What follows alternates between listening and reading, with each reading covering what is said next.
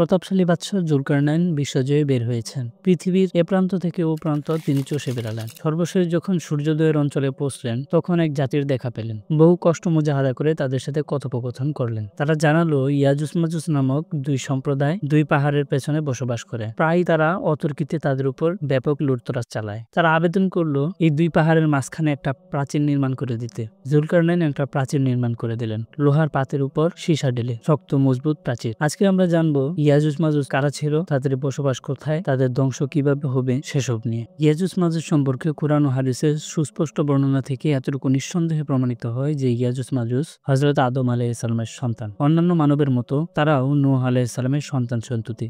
সূরা সফফাতের ৭৭ নম্বর আয়াত। এই আয়াতের ব্যাখ্যা হলো হযরত নূহ আলাইহিস সালামের প্লাবনের পর দুনিয়াতে যত মানুষ আছে এবং থাকবে তারা সবাই নূহ আলাইহিস সালামের সন্তান সন্ততি হবে। ঐতিহাসিক বর্ণনা এ ব্যাপারে একমত যে তারা ইয়াফেসের বংশধর। ইয়াজুজ মাজুজ শব্দ দুটি এসেছে উজাজ শব্দ থেকে, যার অর্থ শুকনা অথবা কর্কশ। আরেকটি শব্দ থেকেও এর উৎপত্তি, আল আস, যার অর্থ যখন শত্রু খুব দ্রুত চারদিক থেকে আক্রমণ করে। ইয়াজুজ মাজুজের চরিত্র এমনই হবে, অর্থাৎ তারা খুব রুক্ষ ও কর্কশ স্বভাবের এবং তারা যখন আক্রমণ করবে তখন চারদিক থেকে এবং খুব দ্রুত আক্রমণ করবে। কেউ তাদের সামনে থেকে জীবিত পালাতে পারবে না।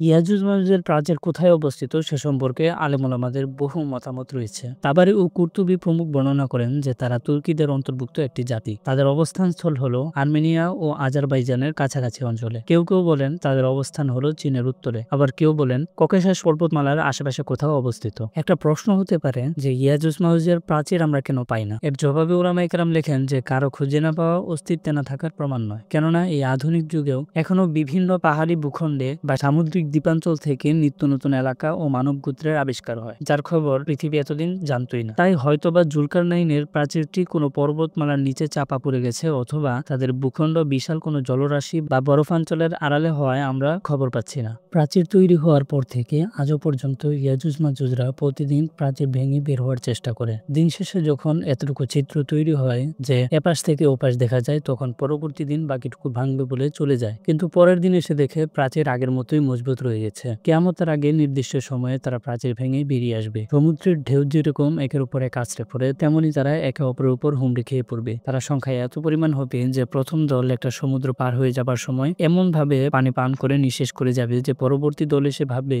এখানে কোনো কালে হয়তো সমুদ্র ছিল। কিয়ামতের দিন প্রতি 1000 মানুষের মধ্যে 999 জন হবে জাহান্নামী আর একজন হবে জান্নাতি।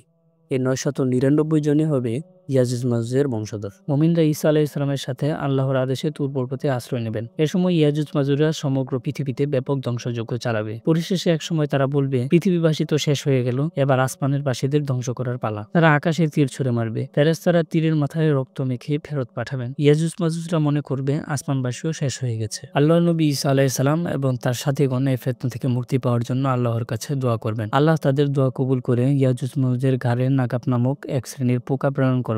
এতে একই সময়ে একটি প্রাণী মৃত্যুবরণ করার মতোই তারা সবাই মারা যাবে। এরপর হযরত ঈসা আলাইহিস সালাম ও তার সাথীগণ জমিনে এসে দেখবেন ইয়াজুজ মাজুজের মরা পচা লাশ ও তাদের শরীরের চর্বিতে সমগ্র জমিন ভরপুর হয়ে গেছে। কোথাও অর্ধ হাত জায়গাও খালি নেই। আল্লাহর নবী ঈসা আলাইহিস সালাম ও তার সাথীগণ আল্লাহর কাছে আবার দোয়া করবেন। আল্লাহ তাদের দোয়া কবুল করে উটের গর্দানের মতো লম্বা লম্বা একদল পাখি পাঠাবেন। আল্লাহর আদেশে পাখিগুলো তাদেরকে অন্যত্র নিক্ষেপ করে পৃথিবীকে পরিষ্কার করবে। অতঃপর আল্লাহ তাআলা প্রচুর বৃষ্টি বর্ষণ করবেন, এতে করে পৃথিবী একেবারে আয়নার মতো পরিষ্কার হয়ে যাবে।